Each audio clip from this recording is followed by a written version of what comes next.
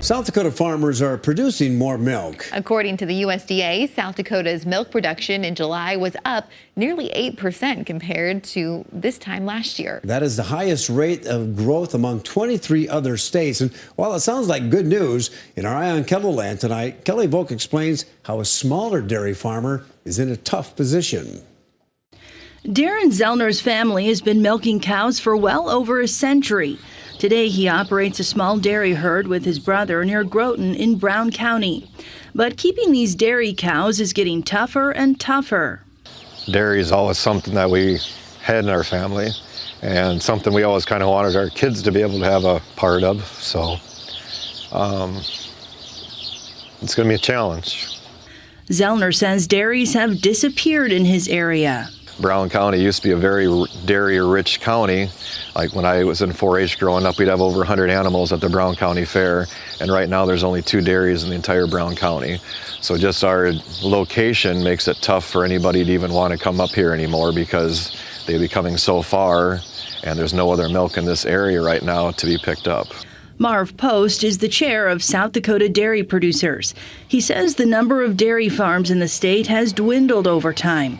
Back in the 80s, Post says there were over 2,000 South Dakota dairies. He estimates there are about 70 now. Post has about 70 dairy cows at his farm near Volga. And the smaller dairies like mine continue to go out because it's a way of life that not many people want to do. And so the scale gets bigger so that there is scheduled days off. Zellner has been selling his cows, but it's not because he doesn't want the lifestyle. He says it's not economical for him. Just the prices of everything have gone up so much. Like the input costs have gone up substantially. Hauling has gone up a lot. And the milk price stays the same or has gone down.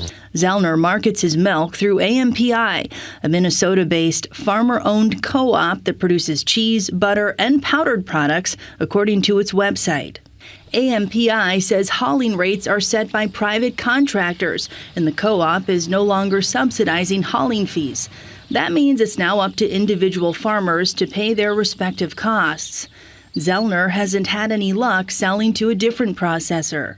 Try other companies, the ones in the area, and we're either too far away from them or they just don't have any, won't pick us up. Post says one of the challenges dairies are facing right now is a lack of processing in the area. We've got overproduction of milk. Our processing is full, and then that creates problems as far as getting the milk processed, leaving the farm and getting it processed.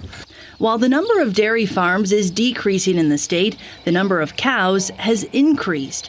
According to the USDA National Agricultural Statistics Service, there were an estimated 158,000 dairy cows in South Dakota in 1980. By 2004, that number had dipped to about 79,000. In January of this year, there were about 187,000 dairy cows in the state. That's up over the 1980 figure. Larger operations are what's happening, and that's the trend, and that's going to be the trend. I don't see that changing at all, and that's the same as all production ag. Everything is larger, fewer numbers, but larger operations. The Zellners have other ways of making a living, including crops, custom haying, and trucking. But it's just challenging that you have to go for other means to try to make money so you can milk. And at the end of the day, you almost just sometimes enough's enough. If you ask him what's kept him hanging on this long, he'll tell you it's the love of the animals. With Eye on Kettleland, I'm Kelly Volk. In early August, Zellner was milking about 50 cows, but he's down to about 20 now. He says that they plan on keeping about 8 for their kids to show for 4-H.